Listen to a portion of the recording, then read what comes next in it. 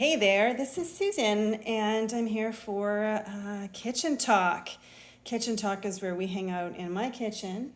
Sometimes it's a mess, sometimes it's ultra tidy, and usually it's somewhere in between. Kind of like life, right? So, welcome. It's a bit of a cozy kitchen talk today. It is really blustery outside, so I'm kind of wrapped up in my shawl, and my phone's propped up against my tea, but I've got tea close by. And I wanted to come and talk to you about essential practices. Do you have any essential practices? Here's what I mean by essential practices. I had the privilege of meeting with a couple of women today. Both of them are just the loveliest of humans.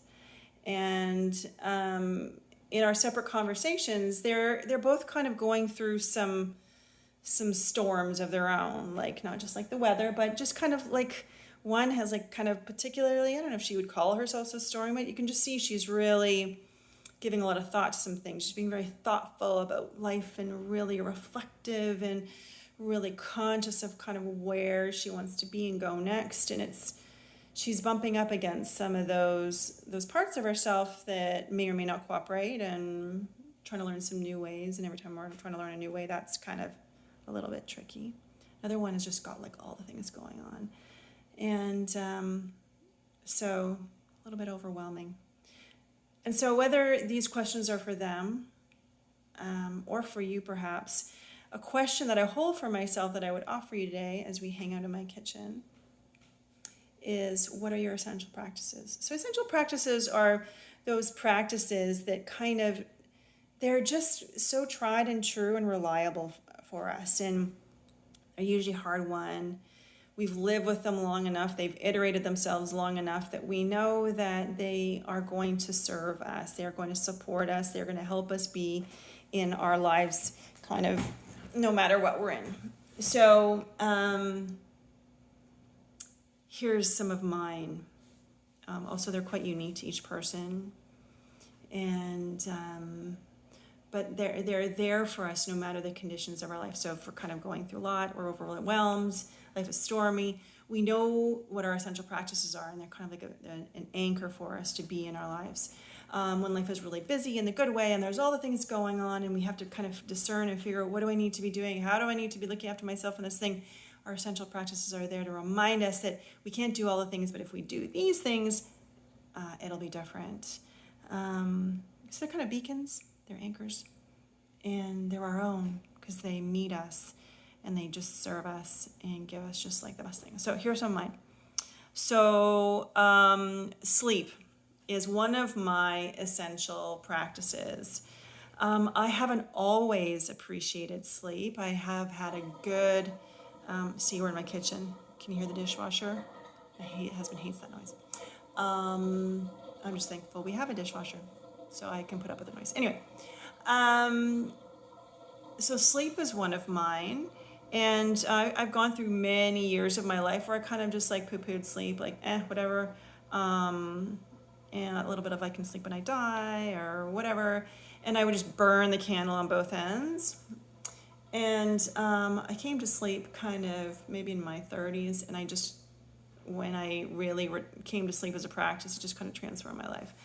And it's to the point now, like, it's just like such a reliable practice for me. I know that if my head is full and I can't figure out anything, if I put myself to sleep, I'll wake up refreshed with a fresh perspective, or maybe sometimes a solution, or maybe I'm not even thinking about the thing at all because I'm not thinking about the thing anymore and it's just no longer occupying my attention. It is foundational. It is always there for me, and I really honor it for what it gives me. Movement is another one of my practices. Not exercise, movement, which gives me so many more options. Again, it used to be about exercise, like, you have to work out and you have to, like, if you didn't eat well, then you have to, like, do the exercise to undo the thing that you did. And, so many rules and constraints around exercise. And now it's very much about movement and what does my body need? Given that our body is kind of that only part of us that's truly ever in this moment It's that, what does my body need? And ironically, the thing about movement for me is that sometimes when things are tricky or hard or stormy for me, I can find myself in a place of inertia, and it's harder to get to movement. But even just knowing it's an essential practice, like one of my core practices, that if I move in any way, shape, or form, go for a slow walk, do some yoga on the, where I am, some stretching, some weights, anything, music, dancing in the kitchen, anything, it will shift my state, it will support me. And so just knowing that movement is one of my essential practices is like so helpful in and of itself, because I know that if I can find my way to movement, if I can say, hey, to a friend, can we go for a walk? Then it's just about finding my way into that practice versus what do I need? I don't know what I need. And it turns off some of that noise. Now, these practices might feel incredibly obvious to you, and I hope that you have a couple of your own super obvious practices. And if you don't, to maybe sit with the question of what are my essential practices? Like if I am a plant, we all kind of are growing, evolving. What are those conditions? What are those things that I need to give myself in order to just show up in my life in the way that I need to? So that's my question for you, whether you're in a stormy time of life, whether you're in a super busy time of life, whether you're like overwhelmed, or maybe if you just got all the time in the world right now and it's just open, think into what are my essential practices. I'd love to know what they are. I've shared a couple of mine, and may you find your way to your own essential practices today.